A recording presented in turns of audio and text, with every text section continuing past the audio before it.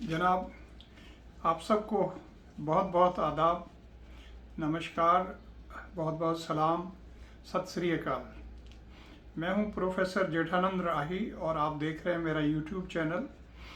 तो आज मैंने सोचा है कि आपको जो है, चूँकि मैं 35 साल तक जो है इंग्लिश का प्रोफेसर रहा था, तो इसलिए मैंने सोचा कि मैं आपको जो है कुछ टिप्स बताऊं कि अगर आप अपनी स्पोकन इंग्लिश जो है उसको इम्प्रूव करना चाहें तो उसके लिए क्या क्या टिप्स हो सकती हैं। अब जो मैं आपको आज बताऊंगा वो फाइनल तो नहीं है, इसके अलावा भी और बहुत सी चीज़ें हैं, लेकिन फिर भी जो मोटी मोटी बातें हैं वो ये हैं। अब मैंने आज पॉइंट्स लिख लिए हैं, वजह उसकी ये है ताकि कोई चीज़ मेरे से मिस ना हो जाए। पॉइंट में मिस नहीं करना चाहता था, जो मेरे जहन में आ रहा था मैंने सारी लिख ली हैं।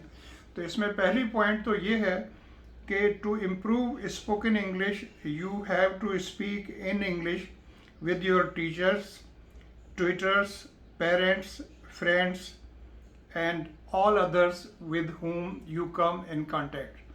तो अब इसका उर्दू में जो पहला पॉइंट है वो ये है कि देखें ना, आप कहते हैं कि how can I improve my spoken English.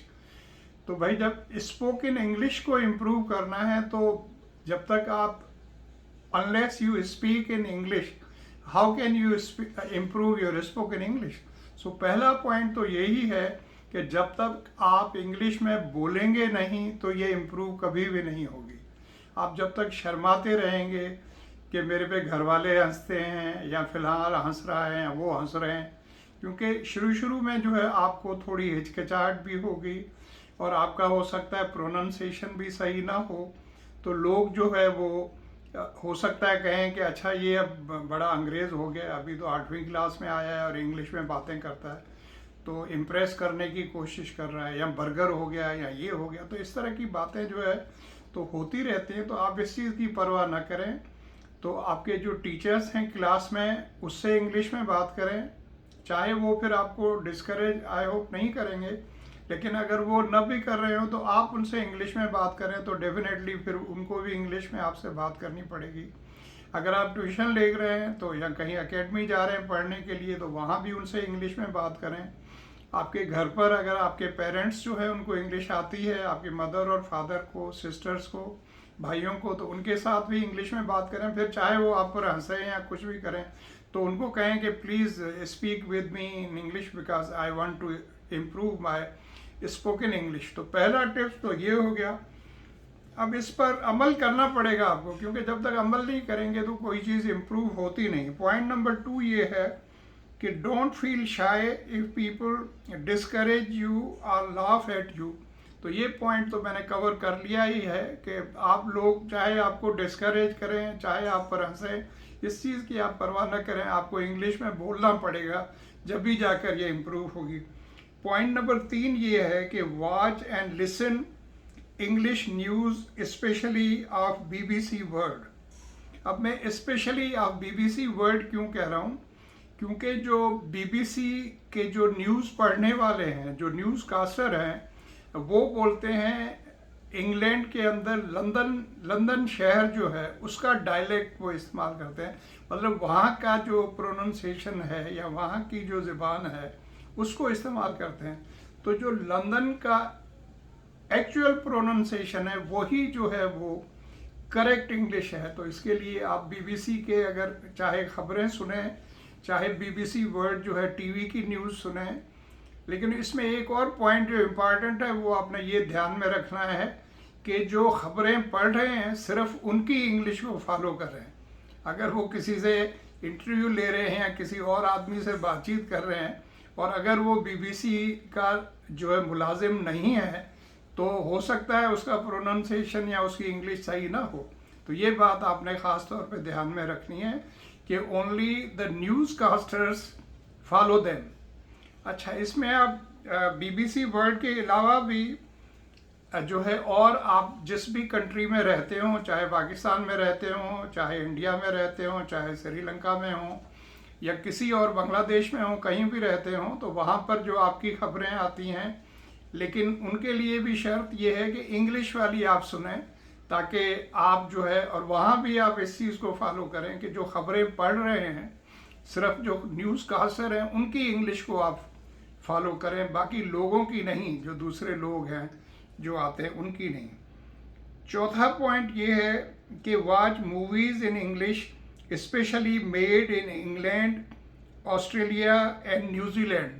अब मैंने इन 3 मुल्कों का क्यों आपको कहा है कि आप मूवीज़ देखें या टीवी सीरियल्स देखें या जो भी आप देखना चाहें, जिस तरह की भी मूवीज़ आप देखते हैं, कानों पर अगर हेडफोन लगा लेंगे तो उसमें आपको ये होगा कि एक एक वर्ड जो है आपको क्लियर सुनाई देगा, तो उससे प्रोनाउंसिएशन भी आपका इम्प्रूव होगा और आपका वो किस तरह से बातचीत करते हैं उस पर भी आपकी गिरफ्त जो है वो मजबूत होगी। तो हेडफोन लगाकर आप उसको सुने।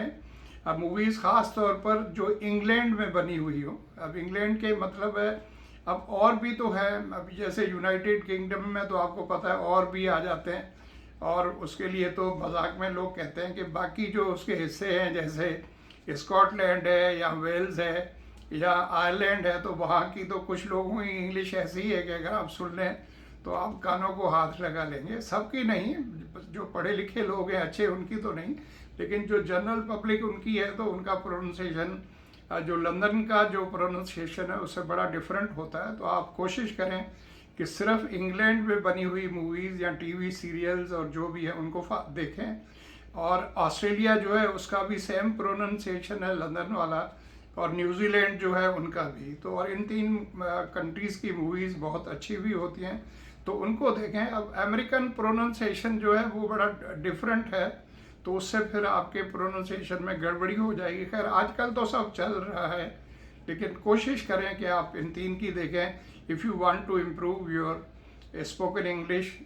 और इंग्लिश का मतलब ही ये होता है कि इंग्लैंड की जो ज़बान है, स्पेशली द लंदन डायलेक्ट, उसको इंग्लिश कहते हैं। हमारे यहाँ ये है कि जो भी मूवी अगर चाहे वो अमेरिकन में हो, किसी भी लैंग्वेज में हो, तो हम उसे कहते हैं कि ये इंग्लिश है। और इसी तरह कोई भी गोरा आदमी हो तो हम उसे कहते हैं अंग्रेज़ है। तो भाई अंग्रेज़ तो सिर्फ वो होता है जो इंग्लैंड का बाशिंदा होता है, वही अंग्रेज़ होता है। अब जो कनाडा में रहता है वो अंग्रेज़ नहीं है, कनाडा में जो रहता है वो कैनेडियन है। तो इसी तरह अगर कोई ऑस्ट्रेलिया में रहता है तो वो ऑस्ट्रेलियन है, वो अंग्रेज़ नहीं है। ये पॉइंट हो गया। उसके बाद 5वां पॉइंट है, for speaking you need to improve English vocabulary for that. अगर आप देखें ना अपनी इंग्लिश, स्पोकन इंग्लिश को इम्प्रूव करना चाहते हैं, तो जब तक आपके पास वोकेबुलरी नहीं होगी, ज़्यादा से ज़्यादा वोकेबुलरी से मुराद है जब तक आप इंग्लिश लैंग्वेज के वर्ड्स ज़्यादा से ज़्यादा आपकी मतलब गिरफ्त में नहीं होंगे या आपको पता नहीं होगा कि कौन कौन से वर्ड्स हैं, उनकी मीनिंग क्या है, वो किस तरह इस्तेमाल होते हैं, तो अब उनको समझने के लिए आपको क्या करना पड़ेगा, आपको पढ़ना पड़ेगा डॉन न्यूज़पेपर। अब डॉन न्यूज़पेपर जो है वो तो पाकिस्तान में जो लोग रहते हैं उनके लिए है, लेकिन डॉन न्यूज़पेपर जो है अब आजकल तो देखें वो नेट पर भी मौजूद है, don.com।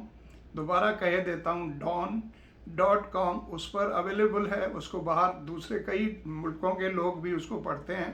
तो इसी तरह आप जिस भी मुल्क में रहते हो वहाँ पर भी आपकी न्यूज़पेपर इंग्लिश आती होगी, तो जो आपकी टॉप की अखबार हो इंग्लिश उसको पढ़ा करें, चाहे इंटरनेट पे पढ़ें चाहे आप पेपर एडिशन पढ़ें, वो आपकी मर्ज़ी है।